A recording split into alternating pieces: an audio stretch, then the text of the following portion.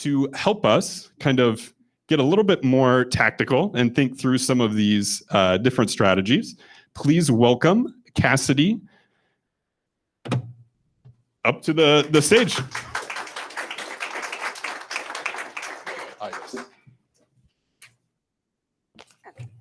Hi.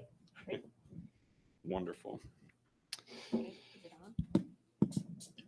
Hi, everybody. And thanks so much, Lucas, for having me. I'm so excited. No, thank you very, very much for joining us here. Absolutely. Now, let me find this. Perfect. So we'll just kind of go through a few questions, have a general discussion here. Number one, just first and foremost, most of our audience are marketers and advertisers. If there's one thing that they should really understand from the compliance perspective as they're approaching a lot of these challenges, what would that be? I think it's that things have really changed. I mean, we've all been talking about privacy for a very long time. We've been talking about third-party cookie deprecation for a really long time. But I think that in truth, what we see with the states and what we see even with the draft federal regulation is that things are really changing. And I think that what was so interesting about the last talk is that I was really inspired by the idea that brands need to really understand and develop true insights. And I'll be really honest, I think that there's been a lot of sloppiness in the industry about, on the one hand, I think brands have not really been empowered because of the way that the ecosystem evolved over time, and it was easy to get lazy and sort of just have these really basic profiles and then look for audience matching and things from your partners or your agencies to really build data. And so you didn't have to really, really know your data. And I think that the truth is that that's a part of this, huge change. You really have to think about what data you're collecting, why you're collecting it for the reason that you raised with respect to meaningful choice, but also so that you really are developing real insights so that you don't lose personalization. And so brands are really in the driver's seat. You know, when you talk to platforms and you're negotiating with platforms now, they will be really honest and tell you there's a lot of things that they will not do now or they cannot do anymore. And I think that it was interesting in the last talk to hear that brands should trust attribution models, that are provided to them from platforms. But in order to get there, you actually have to know what you're really looking for, right? And so to me, it's breaking bad habits. Really know what data you're collecting, know why you're collecting it, and focus on the insights, right? And so I think it's absolutely critical. You raised a great point about what happened with Twitter. And I think that fundamentally, the fact that they got in trouble for it is critical because what we're seeing is, until now, really, American privacy has been based on fair information practices, right? So if you gave your consumers, notice of what you were doing and you got some form of consent, it was pretty much okay. And maybe your privacy policy spelled out everything in the world. But I think that you were doing with data, but consumers didn't really understand. And I think that decision and what we're seeing with the states is that now you really have to think about what a reasonable consumer would understand you're doing with data. And that's a massive change. Like, you really have to get your act together and know what you're collecting, why you're collecting it. And by the way, you can't collect everything you want to collect because this idea of minimization that has happened in Europe for a lot longer is now really taking root here. So I think those are things that marketers really need to think about. Yeah. Now, beyond those is kind of general principles, right? Yeah. And you alluded to the U.S. laws and how things are really changing there, Absolutely. As well as those consumer expectations for like personalization and things. Given what we're beginning to see in the U.S., with those shifts, do you think people should really be prioritizing, when they're coming to you, to compliance teams with various new strategies and whatnot? I really want to flip the whole conversation around. And so I've been talking to my teams and saying, it can't be the privacy or governance teams that are leading this conversation. You need to think about how you are going to build that relationship even more with the consumer. And you can imagine for the brands that I work with, L'Oreal is, in the US, we're 49 brands, and we are so consumer centric, and it's really about love by the consumer and personalization, right? It is the most personalized thing you can do is buy your lipstick or your foundation color. It really has to suit you, right? And so to get there, I really need my marketers to come with me and say, like, okay, how are we going to do this? Because what we've been doing to date is not creative, right? Like, consumers are going to have even more preference fatigue than they have already today. And you look at what's happened in the EU, and we don't want to do that. Like, we have an opportunity to actually do something a little bit interesting because we don't want to lose the ability to personalize. And what we're seeing from the States is that there's a lot of opt-outs, right? There's a big shift. And in order to overcome that, you have to have that relationship with the consumer. You have to get the consumer to say, I want to give you my information because I want something from you. And I think that's interesting. Yeah. And I think that it's something that for us, I think is very viable, but it's not if you've got privacy teams leading that. Yeah.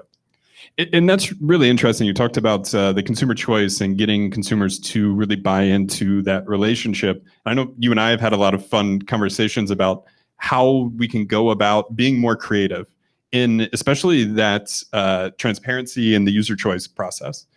Everyone now is all too familiar. You go to a website, you've got a cookie banner. It's asking, can I use cookies? And, a lot of people don't even know what the technology is. So we're not giving them meaningful choice. We've discussed some other approaches, like come to a website, just like in real life. Would you like a personalized shopping experience? Would you like me to provide you recommendations versus, no, I'm just browsing today? And using that type of language and information in order to be able to provide that. Why do you think a lot of organizations are not doing that type of an approach today? I think part of it is personalization can be really hard. But I think that we need to help people realize that it's not insurmountable, and that ultimately that's actually where we're going. And we do have a lot of that information. I think, honestly, I don't think that it's been led by all of the right teams. I think that we really, I say this a lot, but we really do need to get everyone around the table, because this really is a human-to-human borrowing from Jordan. I think that was really well said. And I think it's really got to become much more of a human-to-human exchange. And for even that, human to human exchange, I guess, what are some of those ways that you think organizations can meet those expectations, can develop those types of relationships while still respecting privacy, even with these higher bars? I think the main thing is to be, going back to the slide you had, it seems so cliche and basic to say that we should be transparent, but we're not. Like, I think that the global we I'm referring to, in the sense that for so long we have not explained how data is used, what it's used for, or what personalization could be. And I think that we've not developed a great experience, and we could do so much more. So if you think about beauty products, sorry, for those of you who are not in beauty or don't like lipstick, I'm sorry. But if you think about it, it's really about understanding what the consumer loves. And I think that when you do that and you go on the journey with them and you co-create, it becomes a lot more interesting. And you and I talked about the early days. We've talked about the early days of Netflix, and when you joined, and in order to really get kind of a fun get your profile going, they really asked you a ton about what your interests were, in addition to looking at what your actual habits were. And I think what I love about them is that they don't rely on one or the other, even today, right? There is still this interesting aspect of, surprise me and delight me. And I think that's a super important thing that we all have to do. We have to recognize that, the consumer wants to, if we explain, I think, in a meaningful way, what that could look like, I think it's going to be a ton more interesting. That's interesting. Now, moving beyond, I guess, just some of those more general principles, I know you've been recently working a lot on more organizational strategy, really, as it relates to privacy and compliance. What are some of the organizational challenges that you've kind of come across when trying to instill a lot of those things? And then how have you been able to address those, overcome those? Well, just to be really honest, I think it's a nightmare. Like we thought that, dealing with the difference between GDPR and CCPA was hard. Oh no, like that was nothing compared to where we're going. Because if you think about the non-native companies and brands that may be in the room, maybe their solutions were not automated, right? So, and if you're at a company like mine where all of our brands operate independently as separate businesses, right? And so our processes are even more fragmented.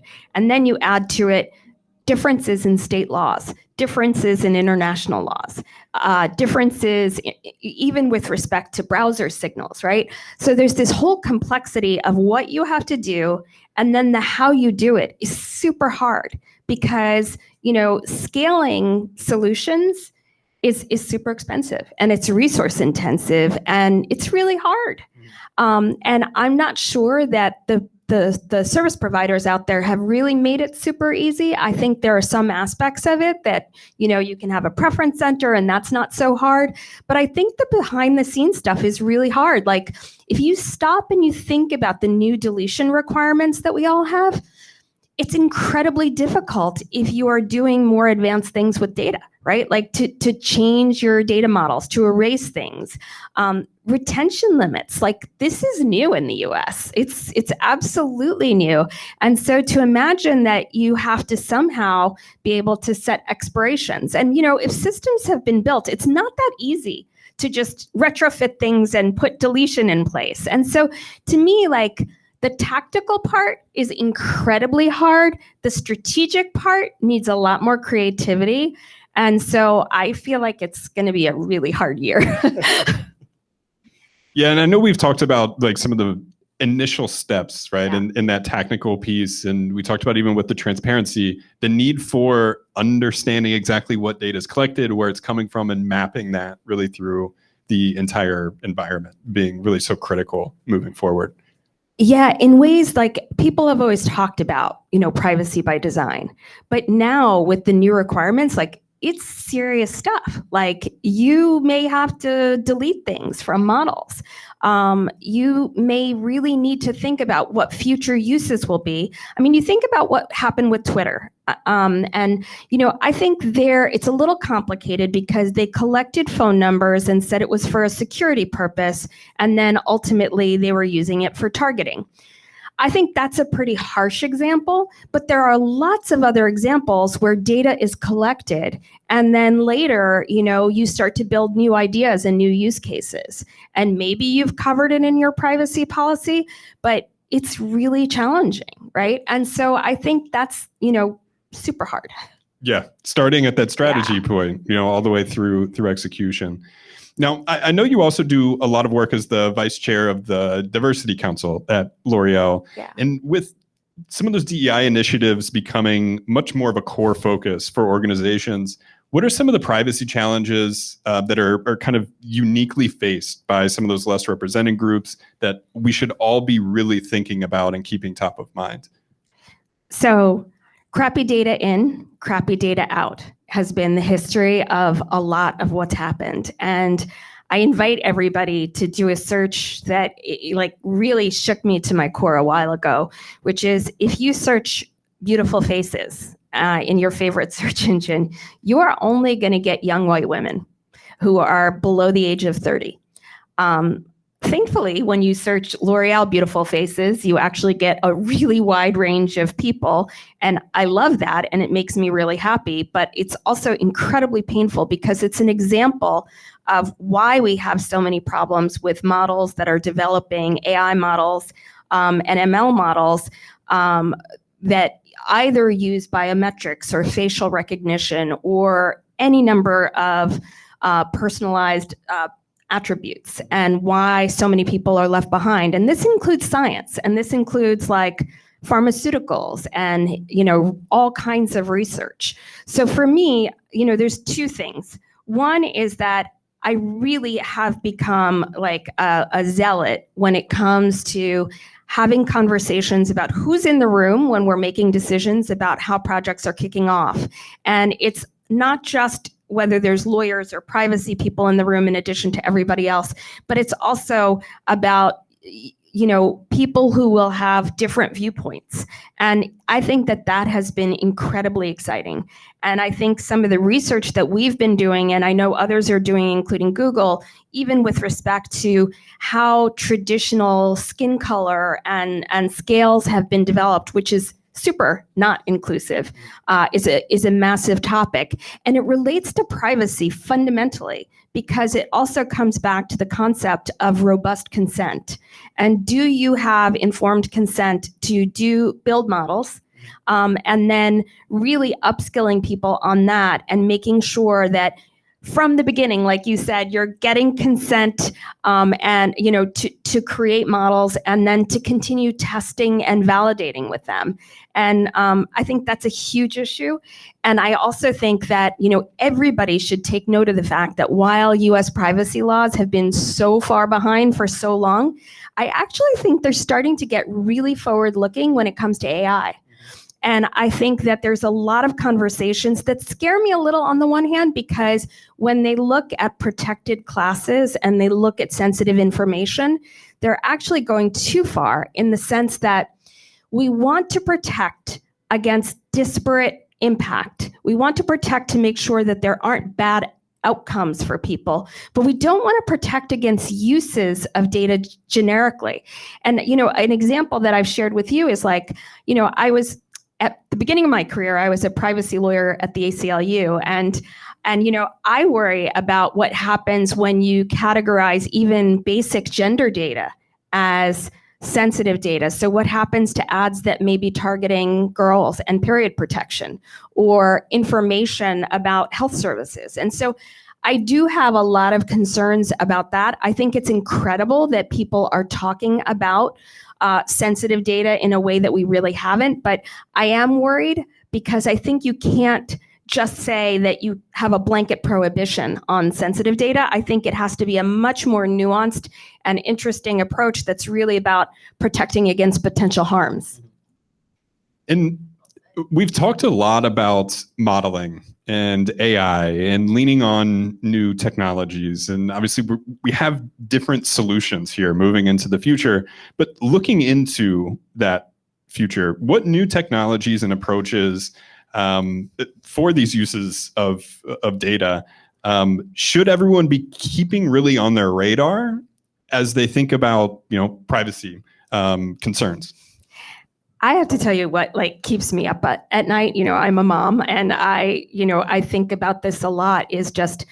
I think about even Web3 and the metaverse, and I think about AI and the volume of data that can get swept up. And also, if you think about psychological data, lots of people are talking about use cases that involve, looking at people's emotional reactions. And, on the diversity council that I'm on, a number of my Black colleagues and I talk about the fact that there is a tremendous difference with respect to even how some of those emotional tools are perceiving facial gestures or expressions, and it's terrifying. So to me, I think it's great that your organizations may be embracing, these future thinking technologies, but you really need to start now to think about whether all of the potential applications are right. And I think that there needs to be, I would like to see trust as a role. And I think that data ethics, data governance, data privacy, I can't underscore enough how much more they need to be at the table in these conversations. I was just in this huge industry meeting last week on AI applications, and people thought it was super novel that lawyers were being invited to the room. And I thought, oh my God, this is so scary. I know you don't want to be with your lawyers, but it's really, sometimes it's a good thing. Any advice that you maybe have, because for many people it is a little bit more of a new concept. You know, when the lawyer got in the room, it was, something went wrong, you know? What is some advice that you have for marketers, for advertisers as they're developing these strategies for the best ways to engage the legal teams and compliance teams? What can kind of make their lives easier while at the same time producing a lot of these positive outcomes?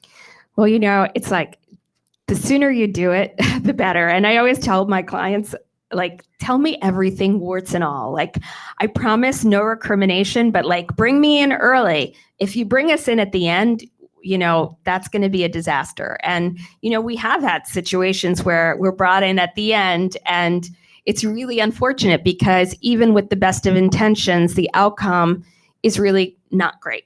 And it's not, we haven't had the time to influence. And one example of that is that many people know that, you know, to build a good AI, you know, to build a good model, you need to have good data at the beginning, you need to test it, and you need to validate it. And sometimes I found that one of the steps has been totally not inclusive, or maybe two of them, and it's a huge problem. And, you know, so I can't underscore enough, like, it's like, go to lunch, have good relationships, but like, start talking, because I think things are really different. And you can't just say, oh, that's compliance over there, because your data strategy and ability to use data may really depend on whether or not you've collected the right data. Yeah, and collected in a compliant way, especially Absolutely. with the new rules. Yes, I mean, I think it's really important to underscore that point that everyone within your organizations are working together towards the same end. There are no, you know, enemies in the team. I know, sort of called Chase out, but there are marketing meetings sometimes where Chase will have a new, you know, tactic, and I'll raise my hand and be like, well, in Europe, we actually need to modify this, this, and this. And the response is always, who let the police into the room? You know, it's overcoming that type of a mindset, understanding that, hey, we're all friends at this table. We're all working towards the same ends. And you know, we need to work in harmony, basically. Yeah, absolutely. I mean, at the end of the day, we all do want to do what's right. And I find increasingly that when you can also put it in terms of the individual, so like when you can remind the marketer of, or whomever it is, of their humanity too. And I mean, we have all had these weird experiences. Like, here I am, I've been a privacy advocate for 25 years. And you know, when there was this huge scandal years ago with Facebook collecting data of young minors, one of my kids was in like the, you know, the subset of people who, you know, and I'd given consent without realizing what we were doing. And so when you humanize things and you really think about it, and then you think about, like, she had years of data harvested about her, it's intense, you know? Yeah, and it's really violating that respect kind of principle. Now, kind of wrapping up here, any final thoughts that you feel like the audience should be taking away just about the relationship between those various different teams? You know, marketing, data, legal, privacy. I think I would really go back to our first point. You know, coming out of the opening, I think it's never been clearer. It's not just about your first party data. It's about the quality of that data, what you're trying to accomplish, and we need to be more thoughtful about what it is and really have a strategy behind it. And if we put our heads together, like, it's possible to collect and to do a lot of really interesting things, but it can't happen in silos or in isolation. Like, it really needs to come together. All working together. Wonderful. Well, thank you very, very much. Very insightful. And yeah, a lot of great takeaways, I feel like, there.